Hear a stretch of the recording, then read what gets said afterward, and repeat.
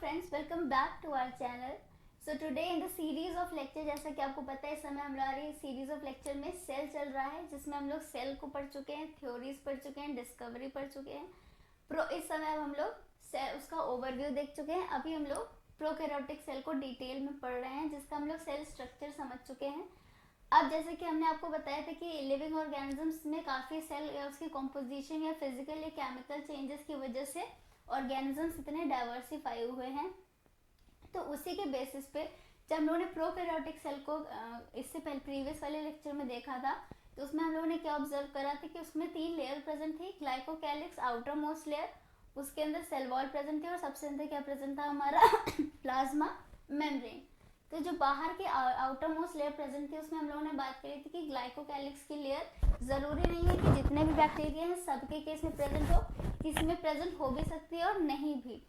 तो जिसमें प्रेजेंट है, किसमें प्रेजेंट नहीं है, उसको ये एक एक्सपेरिमेंट परफॉर्म करा गया ग्राम स्टेनिंग बैक्टीरिया का, जिसके थ्रू हमें पता चल पाया कि कैसे बैक्टीरिया भी क्लासिफाइड हुए हैं उनके सेल एनवेलप और स्ट्रक्चर के बेसिस पे, जिन्हें हम लोगों ने ग्राम पॉजिटिव और ग्राम नेगेटिव बैक्टीरिया में कैटेगराइज किया।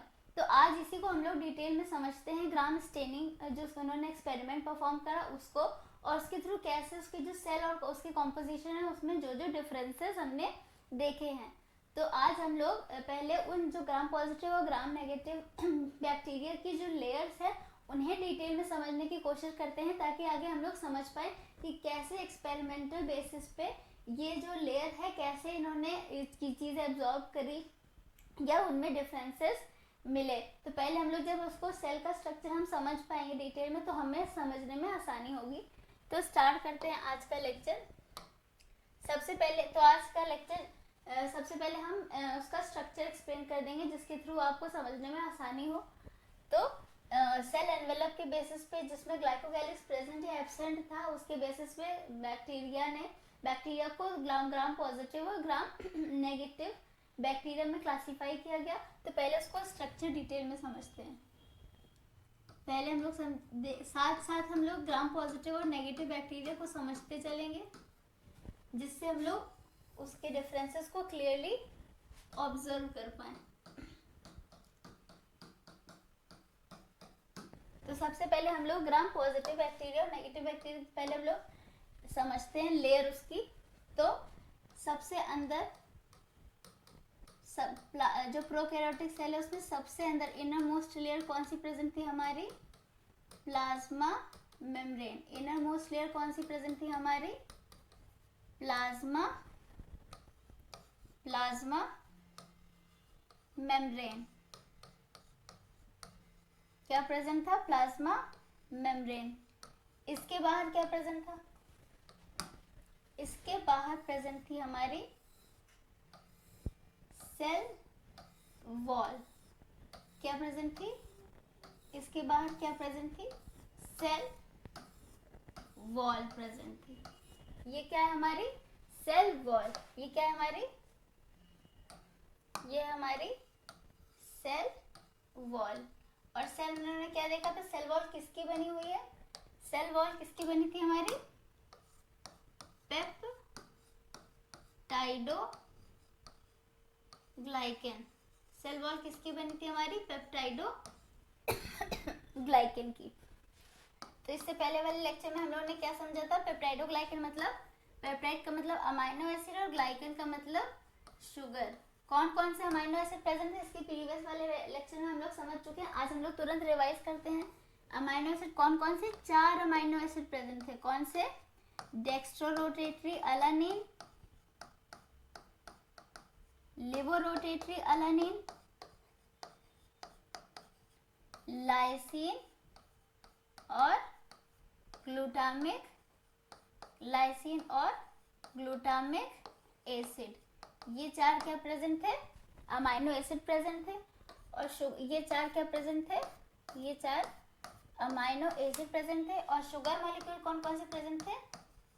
नाम और नाग, यानी एन-एसिटाइल म्यूरामिक एसिड और N acetyl glucosamine. N acetyl muramic acid and N acetyl ग्लूकोसा अमीन।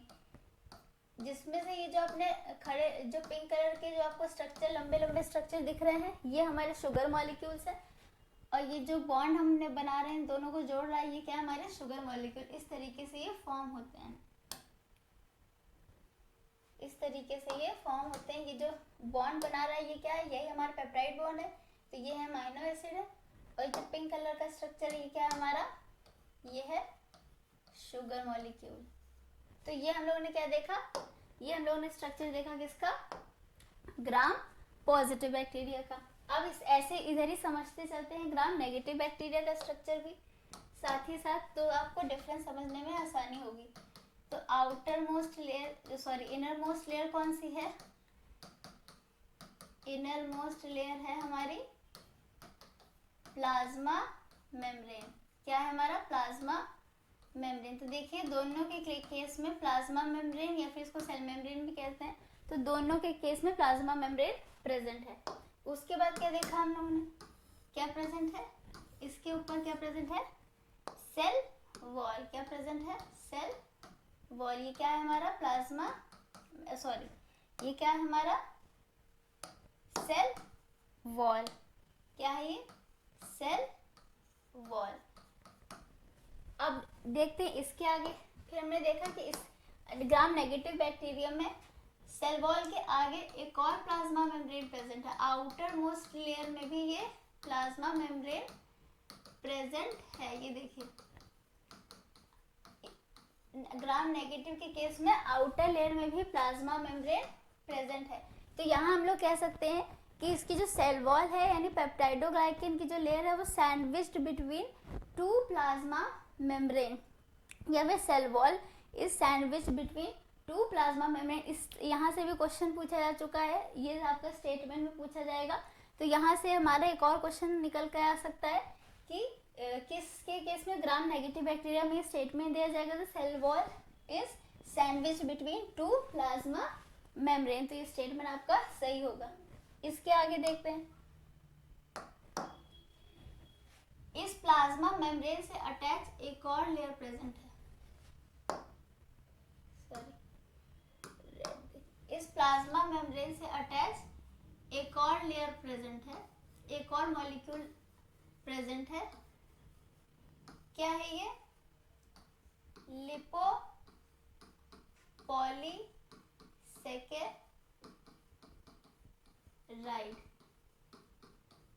क्या है ये लिपोपॉलीसेकेराइड, जैसे मैंने आपको पहले ही बताया था कि किसी को चीज को समझने के लिए उसके वर्ड्स को ब्रेक करिए।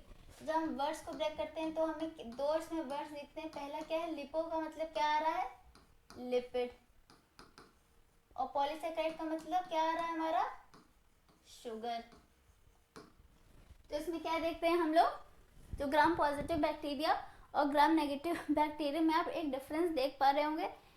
मेजरली क्या डिफरेंस है, पहला तो सेल वॉल को आप ऑब्जर्व करिए कि जो ग्राम पॉजिटिव बैक्टीरिया है इसमें कितनी थिक सेल वॉल प्रेजेंट है।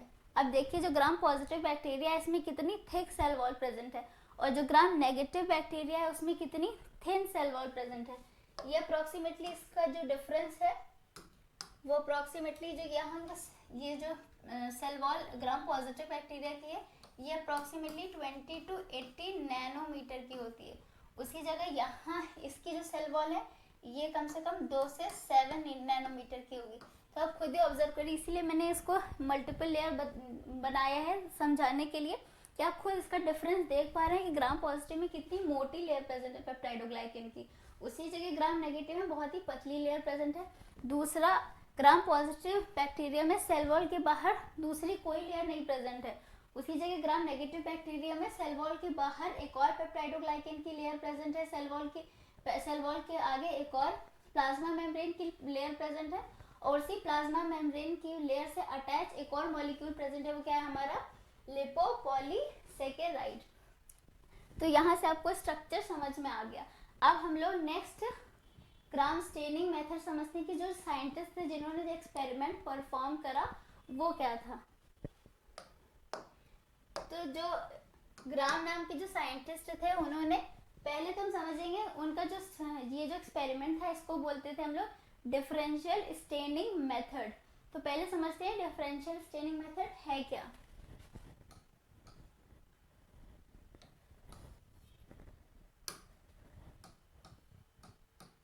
Differential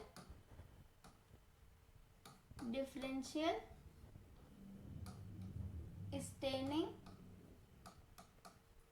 method. Differential staining method क्या है? डिफरेंशियल स्टेनिंग मेथड में सपोज हमारे पास 3 सेल हैं, एक है सेल ए,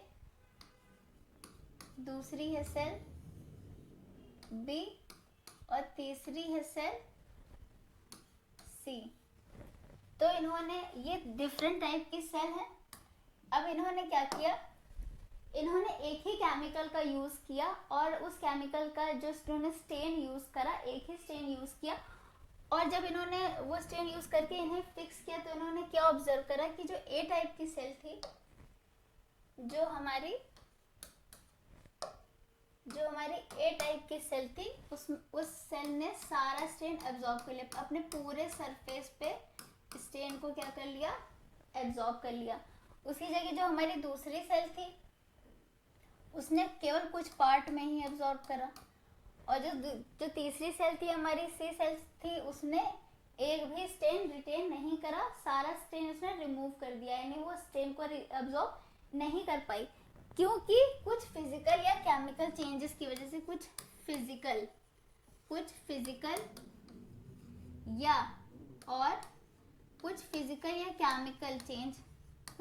या केमिकल चेंज इन सेल में होने की वजह से, कुछ फिजिकल और केमिकल चेंज होने की वजह से इन सेल ने एक ही टाइप की डाई को अलग अलग तरीके से अपना रिएक्शन शो करा। जहाँ देखा कि जो एक ए सेल थी उसने पूरा एब्जॉर्ब कर लिया, बी ने थोड़ा पार्ट किया और सी ने बिल्कुल नहीं। इसी को कहते हैं हम लोग डिफरेंशियल स्टेनिंग मेथड। अब हम लोग एक्सपेरिमेंट पे आते हैं कि उन्होंने क्या एक्सपेरिमेंट परफॉर्म किया। तो अब यहाँ पे सबसे पहले ग्राम स्टेन में सबसे पहले इन्होंने कौन सा स्टेन लिया, क्रिस्टल वॉयलेट। सबसे पहले इन्होंने क्या लिया, क्रिस्टल वॉयलेट स्टेन लिया। फिर उन्होंने क्या किया, आयोडीन एक मॉर्डेंट है जिससे उन्होंने क्या कर दिया, उसको फिक्स कर दिया। आयोडीन क्या है, एक मॉर्डेंट है जिससे उन्होंने इस डाई को क्या कर दिया, फिक्स कर दिया। उसके बाद एक्स्ट्रा जो डाई थी उसको रिमूव करने के लिए इन्होंने डी-स्टेन किया। किसकी मदद से, 2 केमिकल हैं जिसकी मदद से उन्होंने डी-स्टेन किया। वो क्या है हमारे, एथिल अल्कोहल या फिर एसीटोन। आप किसी से भी डी-स्टेन कर सकते हैं, दोनों ही डी-स्टेनिंग मॉलिक्यूल है। तो पहले इन्होंने क्रिस्टल वॉयलेट लिया, उससे फिक्स किया आयोडीन के थ्रू, फिर इन्होंने डी-स्टेन किया। जब इन्होंने डी-स्टेन किया तो 2 ऑब्जर्वेशन नोट करी। कुछ सेल्स थे जिन्होंने क्रिस्टल वॉयलेट स्टेन को क्या करा था, कुछ सेल थे जिन्होंने क्रिस्टल वॉयलेट स्टेन को क्या किया था, रिटेन किया था। कुछ सेल थे जिन्होंने क्रिस्टल वॉयलेट स्टेन को क्या कर लिया था, रिटेन कर लिया था। और कुछ सेल थे जो रिटेन नहीं कर पाए थे। तो ये कैसे, जो रिटेन नहीं कर पाए थे वो कैसे दिखे थे, जो रिटेन नहीं कर पाए थे वो कैसे थे, कलरलेस। तो इन्होंने देखा कि इन्होंने जितने बैक्टीरिया ग्रो करे थे उसमें कुछ तो दिख रहे हैं जो पर्पल कलर के हैं, क्योंकि crystal violet stain purple colour का था, और कुछ थे वो नहीं दिख रहे हैं, कलरलेस दिख रहे हैं। तो उनको देखने फिर उनकी स्टडी कैसे करेंगे। तो इन्होंने एक और स्टेन लिया, सैफ्रेनिन से इन्होंने दोबारा से उनको स्टेन कर दिया। तो जो पर्पल वाले बैक्टीरिया थे जिन्होंने स्टेन को रिटेन कर लिया था, वो ऑलरेडी उनके पास कलर था, तो वो दोबारा नहीं अब्जॉर्ब करेंगे क्योंकि उनके पास ऑलरेडी है। जो नहीं कर पाए थे, जिन्होंने कलर छोड़ दिया था, उन्होंने सैफ्रेनिन वाले कलर को एब्जॉर्ब कर लिया और वो पिंक कलर की कॉलोनी शो होने लगी। तो उन्होंने क्या ऑब्जर्व करा कि जब ये सपोज ये सेल थी और इन्होंने क्या देखा, यहाँ 2 तरीके के कलर यहाँ पे विजुअलाइज हुए। एक पर्पल था जिसको इन्होंने क्या बोला, क्योंकि स्टेन उसने रिटेन कर लिया था इसीलिए ये क्या थे, इसका नाम दिया इन्होंने ग्राम पॉजिटिव बैक्टीरिया। इसका क्या नाम दिया इन्होंने, ग्राम पॉजिटिव बैक्टीरिया। और दूसरे थे जो स्टेन को रिटेन नहीं कर पाए थे, तो दोबारा से उनको स्टेन, पिंक कलर का स्टेन देना पड़ा था। वो क्या थे हमारे, ग्राम नेगेटिव बैक्टीरिया। तो ग्राम पॉजिटिव और नेगेटिव नाम किसके बेसिस पे पड़ा है, स्टेन के बेसिस पे पढ़ा है कि जो जिनके पास जो स्टेन रिटेन कर लिए थे वो थे पॉजिटिव, और जो रिटेन नहीं कर पाए थे वो थे हमारे नेगेटिव। तो ये एक्सपेरिमेंट परफॉर्म किया था। अब हम सेल को देखते हैं कि कैसे, क्यों ये एब्जॉर्ब कर लिया और क्यों वो एब्जॉर्ब नहीं कर पाए। जैसे ग्राम पॉजिटिव बैक्टीरिया में देख रहे हैं सेल वॉल की इतनी बड़ी, इतनी मोटी लेयर प्रेजेंट है, तो जो क्रिस्टल वॉलेट स्टेन था वो सारा इन्होंने एब्जॉर्ब कर लिया। उसी जगह जो ग्राम नेगेटिव बैक्टीरिया थे उनकी सेल वॉल की लेयर इतनी पतली प्रेजेंट थी कि वो एब्जॉर्ब, ज़्यादा पोर्शन वो एब्जॉर्ब कर नहीं सकते थे। दूसरी बात, उसके आउटर साइड पे ये दो लेयर प्रेजेंट थी, प्लाज्मा मेम्ब्रेन की और दूसरी लिपोपॉलीसेकेराइड की, जिसकी वजह से जो क्रिस्टल वॉलेट स्टेन था, वो पेनिट्रेट ही नहीं कर पाया, वो अंदर पेनिट्रेट नहीं कर पाया, जिसकी वजह से ग्राम पॉजिटिव बैक्टीरिया ने इस स्टेन को रिटेन करा और वो पर्पल कलर के बैक्टीरिया दिखे, और gram negative bacteria stain retain नहीं कर पाए। इस वजह से वो सैफरनिन के थ्रू जब दोबारा स्टेन किया गया तो वो किस कलर के दिखे, पिंक कलर के। तो ये थे हमारे ग्राम स्टेनिंग मेथड, और उसके थ्रू कैसे इन्होंने बैक्टीरिया को क्लासिफाई किया। नेक्स्ट अब हम लोग प्रोकैरियोटिक राइबोसोम्स की बात करते हैं। क्या किसकी बात करते हैं? प्रोकैरियोटिक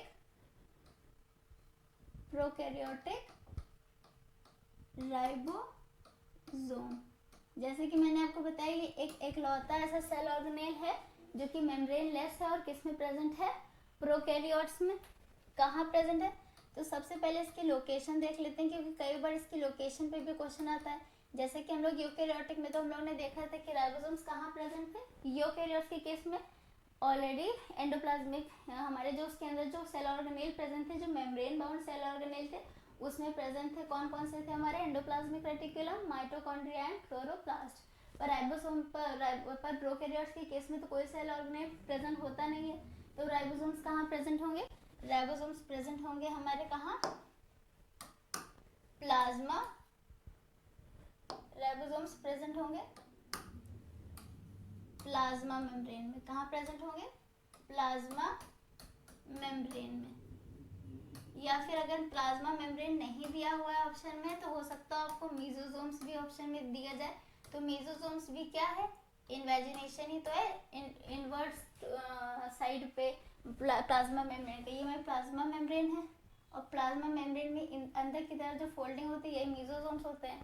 तो हो सकता हो कभी ऑप्शन आपको प्लाज्मा मेम्ब्रेन ना दिया जाए, तो अगर मीजोसोम दिया जाएगा तो वो भी आपका आंसर सही होगा। इसका मतलब मीजोसोम्स में भी क्या प्रेजेंट हो सकते हैं? राइबोसोम्स। अब देखते हैं राइबोसोम्स कितनी सब यूनिट से मिलकर के बना हुआ है। तो राइबोसोम्स हमारा दो सब यूनिट से मिलकर बना हुआ है, 30S एंड 50S।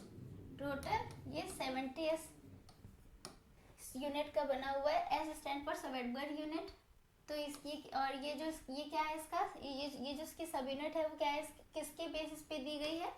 साइज और डेंसिटी की बेसिस पे। साइज एंड डेंसिटी की बेसिस पे राइबोसोम्स को इन्होंने दो सब यूनिट इनकी बनी है, एक 30S and 50S and together constitute 50S। जैसा कि आपको पता है कि जो राइबोसोम्स है उसका मेन काम क्या होता है? प्रोटीन फैक्ट्री इन्हें बोला जाता है, क्योंकि प्रोटीन का फॉर्मेशन करते हैं। जैसे इसके अंदर जेनेटिक मटेरियल तो प्रेजेंट ही होता है प्रोकैरियोटिक ऑर्गेनिज्म के अंदर। तो इसका मतलब क्या हुआ? ये डीएनए से क्या बनाते हैं? आरएनए, और आरएनए से प्रोटीन। तो राइबोसोम कैसे हेल्प करता है? तो जैसा पहले तो हम लोग इसकी यूनिट देख लेते हैं। ये दो सब यूनिट से मिलके बना हुआ है, एक छोटी है 30S और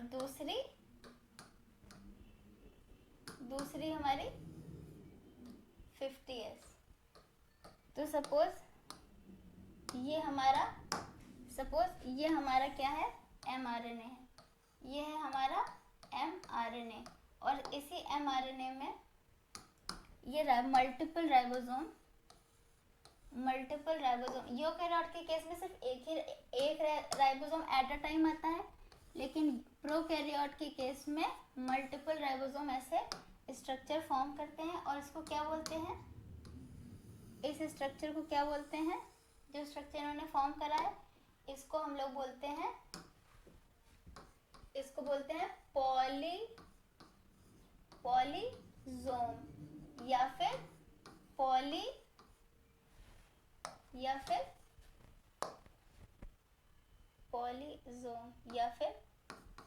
पॉली राइबोसोम। क्यों? क्योंकि यहाँ पे आप देख रहे हैं कि एक mRNA में मल्टीपल सब यूनिट राइबोसोम्स के अटैच है, ऊपर 30 सब यूनिट और नीचे 50 सब यूनिट, टुगेदर 70 सब यूनिट है, जो कि mRNA में इस तरीके से अटैच है, जिससे थ्रू आगे ये प्रोटीन का फॉर्मेशन करेंगे। तो इसी स्ट्रक्चर, ये इस तरीके का स्ट्रक्चर फॉर्म करते हैं, इसे हम क्या बोलते हैं? पॉलीजोम या पॉलीराइबोसोम्स। नेक्स्ट हम लोग देखते हैं एक और कैरेक्टरिस्टिक फीचर जो प्रेजेंट होता है हमारे प्रोकैरियोट सेल में। वो क्या है? Inclusion bodies. इंक्लूजन बॉडीज क्या प्रेजेंट है? क्या प्रेजेंट है? Inclusion bodies. तो सबसे पहले हम लोग लोकेशन की बात करते हैं, क्योंकि लोकेशन से भी कई बार क्वेश्चन पूछा जा चुका है कि जो सारे एलिमेंट जो हैं प्रोकैरियोटिक सेल या यूकैरियोटिक सेल के, वो कहाँ लोकेटेड है। तो जैसा कि हम लोगों ने राइबोसोम्स का देखा कहाँ प्रेजेंट है? प्लाज्मा मेम्ब्रेन में। वैसे ये जो इंक्लूजन बॉडीज है ये कहाँ प्रेजेंट है? साइटोप्लाज्म में। कहाँ प्रेजेंट है? साइटोप्लाज्म में। तो ये तरीके की इंक्लूजन बॉडीज आखिर है क्या चीज़? तो ये है हमारे प्रोकैरियोटिक सेल के रिजर्व फूड मटेरियल। क्या है ये? Reserve food material. Reserve food material.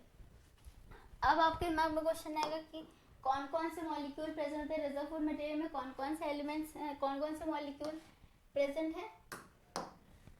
तो वो है हमारे तीन मॉलिक्यूल प्रेजेंट होते हैं रिजर्व फूड मटेरियल में। कौन कौन से हैं वो? साइनोफेसिन ग्रैन्यूल। साइनोफेसिन ग्रैन्यूल क्या प्रेजेंट है? साइनोफेसिन ग्रैन्यूल। दूसरा कौन सा एलिमेंट प्रेजेंट है? Glycogen granule. ग्लाइकोजन ग्रैन्यूल क्या प्रेजेंट है? Glycogen granule. और तीसरा क्या प्रेजेंट है?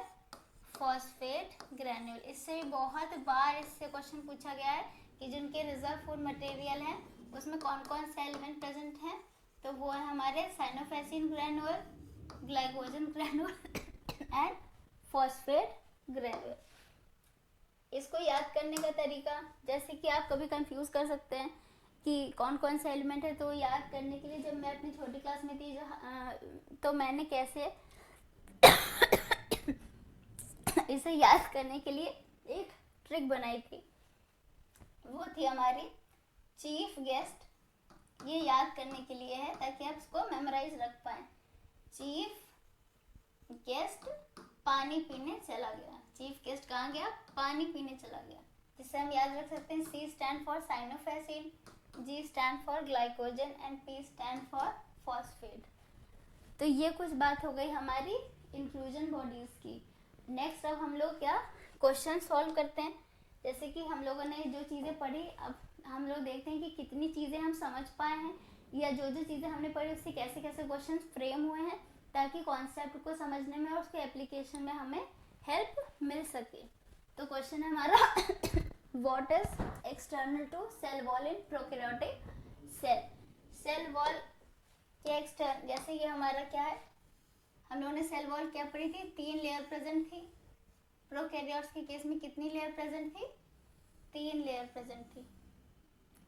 प्रोकैरियोट्स में के केस में 3 लेयर प्रेजेंट थी। पहली थी क्या? ग्लाइकोकैलिक्स। ग्लाइकोकैलिक्स। दूसरी लेयर कौन सी प्रेजेंट थी? Cell wall. और तीसरी क्या लेयर प्रेजेंट थी? Plasma membrane.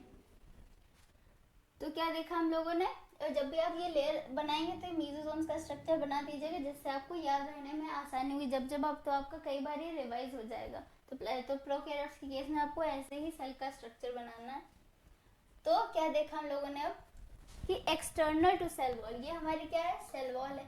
अब सेल वॉल के एक्सटर्नल यानी बाहरी की तरफ क्या चीज़ें प्रेजेंट है, तो हम देखते, अगर हमसे पूछता है कि प्लाज्मा मेम्ब्रेन के एक्सटर्नल क्या क्या चीज़ें प्रेजेंट है, तो हमारा आंसर सेल वॉल होता है, ग्लाइकोकैलिक्स होता है। लेकिन और पूछता है या फिर अगर कि सेल वॉल के इंटरनल क्या प्रेजेंट है, तो प्लाज्मा मेम्ब्रेन। पूछा क्या है कि एक्सटर्नल क्या चीज प्रेजेंट है, तो क्या है हमारा ग्लाइकोकैलिक्स की लेयर, इसका मतलब ऑप्शन 1। नेक्स्ट क्वेश्चन देखते हैं, which of the following statement concerning to prokaryotes is true. तो पहला, because prokaryotes do not contain organelles, they can not synthesise और कैरी आउट सेलुलर रेस्पिरेशन। क्या ये ऑप्शन सही है?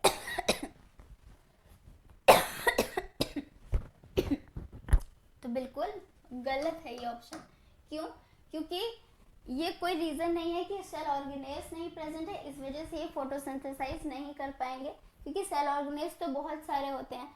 जैसे राइबोसोम्स की काम अलग होता है, क्योंकि जो हमारे प्लांट सेल्स हैं उसमें एक स्पेशलाइज्ड ऑर्गेनेल क्लोरोप्लास्ट प्रेजेंट होता है जिसके अंदर फोटोसिंथेसिस होती है। पर इन्होंने कोई भी चीज़ मेंशन नहीं करी है, जस्ट कॉमनली लिख दिया है कि ऑर्गेनेल्स नहीं प्रेजेंट है इस वजह से वो फोटोसिंथेसाइज नहीं कर सकते। ऐसे तो बहुत सारे यूकैरियोटिक ऑर्गेनिजम्स भी हैं जिसमें ऑर्गेनेल्स नहीं प्रेजेंट होते हैं, कुछ प्रेजेंट होते हैं, तो उसके बेसिस पे क्या सब फोटोसिंथेसिस करने लगते हैं, उसमें तो प्रेजेंट होते हैं।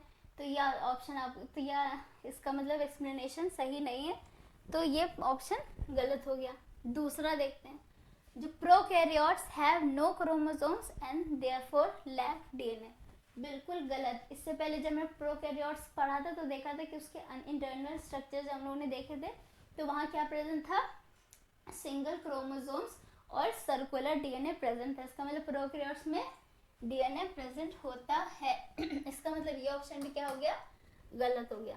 तीसरा है हमारा prokaryotic flagella similar structure to eukaryotic flagella, ये एकदम गलत है। प्रोकैरियोट्स फ्लैजिला हम लोग ऑलरेडी देख चुके हैं, बहुत ही सिंपल होता है, बेसल बॉडी होती है, उसमें प्लाज्मा मेम्ब्रेन की, जैसे हम लोग प्लाज्मा मेम्ब्रेन ऐसा लॉन्ग, क्योंकि प्लाज्मा मेम्ब्रेन लिविंग था तो उसमें ऐसी लॉन्ग इलांगेटेड स्ट्रक्चर प्रेजेंट था, सिंपल सा, उसमें कोई अरेंजमेंट नहीं थी। जब हम यूकैरियोटिक फ्लैजिला देखेंगे तो देखेंगे वो बहुत ही डिफरेंट है प्रोकैरियोटिक फ्लैजिला से, तो ये ऑप्शन गलत हो गया। इसका मतलब आंसर क्या है आपका, none of these. Next question देखते हैं, व्हाट आर प्लास्मिड्स। प्लास्मिड्स क्या है? तो पहला ऑप्शन है नेकेड जीनोमिक डीएनए। तो प्लास्मिड नेकेड तो होता है, पर क्या वो जीनोमिक डीएनए है? जब हमने आपको प्रोकैरियोटिक सेल में बताया था तो हमने पहले ही चीज़ एक्सप्लेन करी थी कि मेन क्रोमोसोम तो बीच में जो प्रेजेंट होता है वो होता है, अपार्ट फ्रॉम मेन क्रोमोसोम तो वही genomic DNA, apart from main chromosomes जो एक्स्ट्रा क्रोमोसोमल मटेरियल है वो हमारा प्लास्मिड है जो कि नॉन जीनोमिक है। तो प्लास्मिड्स नेकेड तो होते हैं पर वो जीनोमिक मटेरियल नहीं है, तो वो जीनोमिक नेकेड तो है पर जीनोमिक डीएनए नहीं है, तो ये ऑप्शन गलत हो जाएगा। क्या उसमें एनवेलप होती है डीएनए? तो हमने प्रोकैरियोट्स की बात हो रही है, तो प्रोकैरियोट्स के केस में किसी भी ऑर्गेनेल में किसी भी न्यूक्लियोइड, वो प्रोकैरियोट्स में तो न्यूक्लियोइड प्रेजेंट होता है, इसका मतलब nuclear membrane is not well defined, तो इसका मतलब डीएनए एनवेलप्ड नहीं होता। क्या प्लास्मिड्स एनवेलप्ड नहीं होता? तो प्लास्मिड्स में भी नहीं है, किसी उसके प्रोकैरियोट्स के केस में किसी भी सेल ऑर्गेनेल या उसके अंदर जो जो चीज़ें प्रेजेंट है उसमें मेम्ब्रेन प्रेजेंट नहीं होती। तो क्या ये smaller DNA than genomic DNA है? हाँ, मैंने आपको बताया था कि जो प्लास्मिड होते हैं वो स्मॉल सर्कुलर डीएनए होते हैं, और वो अदर देन स्मॉलर डीएनए जो मेन क्रोमोसोम है उसका डीएनए, जो मेन क्रोमोसोम होता है उसका डीएनए बड़ा होता है जीनोमिक डीएनए से, जिसके मतलब ये ऑप्शन सही है, ऑप्शन 2 करेक्ट। नेक्स्ट क्वेश्चन देखते हैं,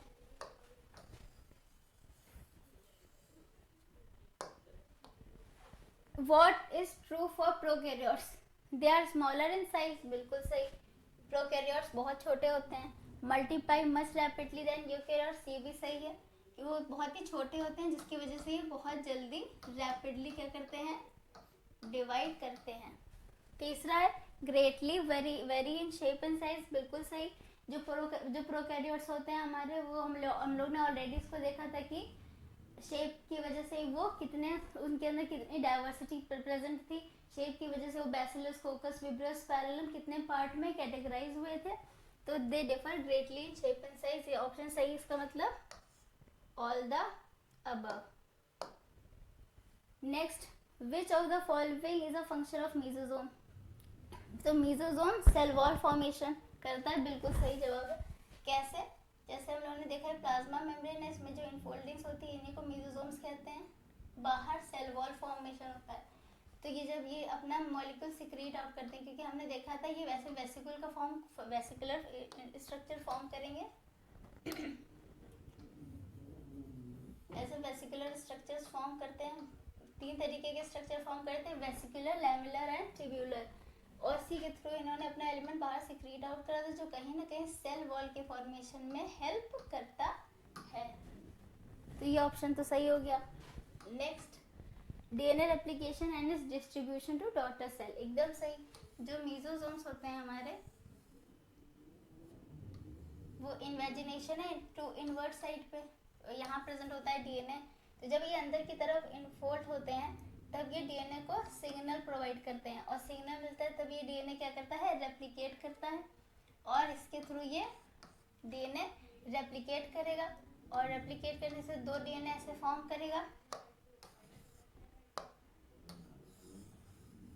ऐसे ये और पास में आएंगे, डीएनए रेप्लिकेट करेगा और ये 2 पार्ट में डिवाइड हो जाएंगे, तो 2 डॉटर सेल फॉर्म करेंगे और एक एक डीएनए इन दोनों में आ जाएगा। तो इसका मतलब ये ऑप्शन भी सही है कि डीएनए रेप्लिकेट भी करता है और डॉटर सेल का फॉर्मेशन भी करता है, यानी बोथ ए एंड बी। तो आई होप आपका आज का लेक्चर आपको पसंद आया हो। अगर आपको हमारा लेक्चर पसंद आया है तो इसके बाद नेक्स्ट लेक्चर को भी हमारे ज़रूर देखिएगा, जो आगे हम नेक्स्ट वीडियो में हम लोग अपना यूकैरियोटिक सेल स्टार्ट करेंगे। तो अगर आपको हमारा लेक्चर पसंद आया then please do like, share and subscribe to our channel. Thank you.